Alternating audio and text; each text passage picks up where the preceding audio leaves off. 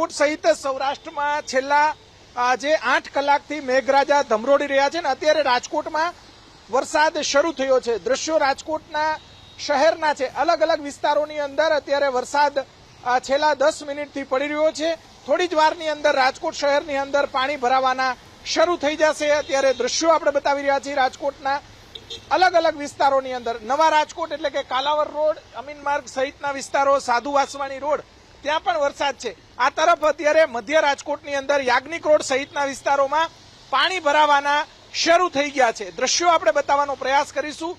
મહાનગરપાલિકાના એન્જિનિયરો દ્વારા કઈ રીતે રસ્તા બનાવવામાં આવે છે આ જોઈ શકાય છે કે રસ્તાની અંદર ઠેર ઠેર પાણી ભરાયેલું જોવા મળી રહ્યું છે। બીજી તરફ સારા વરસાદના પગલે ખેડૂતોમાં પણ ખુશીનો માહોલ અત્યારે જોવા મળી રહ્યો છે। કપાસ, મગફળી, સોયાબીન, કઠોળ આ તમામ જે પાકનું મોટા પ્રમાણમાં સૌરાષ્ટ્રના તમામ જે જિલ્લાઓ છે